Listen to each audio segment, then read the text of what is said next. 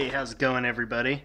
Man, it has been annihilatingly hot in my city last couple days. It's like 98 out or something, which, it's not hot if you live in like Vegas, but in the Pacific Northwest, that's pretty bad. So, as you can tell by how fucking messy my entire kitchen table is, I have been working on some projects. Got a bunch of fun stuff over here. Got this terrible shell that I painted a really long ass time ago. I'm not gonna do anything with it. Anyways, for our summer Nerf war, a friend of mine made a strange request of me, which was that he wanted to use a Vulcan. And as you know, Vulcans are kind of disappointing Nerf blasters, or at least I think they are. But whatever. It's our summer war is extremely casual, so I figured, hey, why not mod a Vulcan? I have an unmodded one lying around that I haven't touched. I think these are still the batteries that I put in it when I bought this about 2 months after it came out. So that gives you an idea of how much I've used this particular Vulcan, which is basically none at all. They're still fairly fresh batteries too, which is kind of crazy.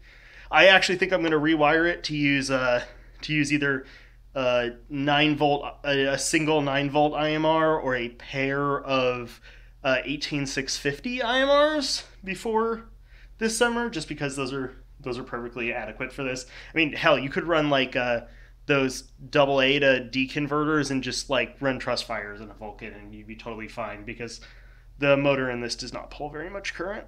But anyways, I modded it because I figured, might as well give him a fighting chance, try to get at least stock elite performance out of one, which I think I've done. We're looking at it's got a spring in it from some Busby blaster. I don't know which one. Could be a rapid fire.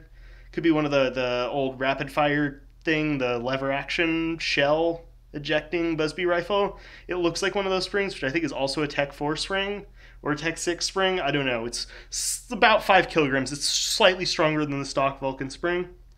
I did that. Removed the AR.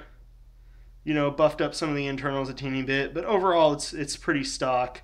The Vulcan actually gets really good. The Vulcan actually gets better ranges now than it did when it came out, just because it handles most modern darts, like elites and FVJs, much better than it handles whistlers.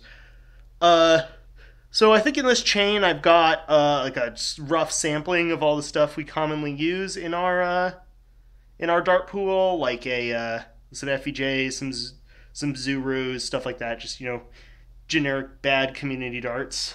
And we'll see how it performs. I'm getting not great is what my guess is going to be, but better than a stock Vulcan probably.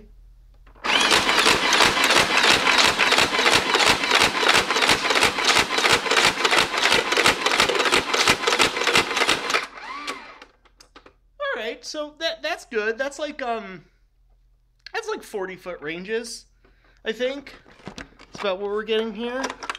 Just take the chain out while I'm walking around.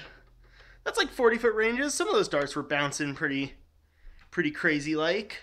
I know the focus is all jacked because of where I had to put this camera, but one of these days I'll actually get my freaking Kodak wannabe GoPro repaired and all my videos won't look like ass. But I moved and I lost all my SD cards, so when I actually manage to find those, we'll get some better footage.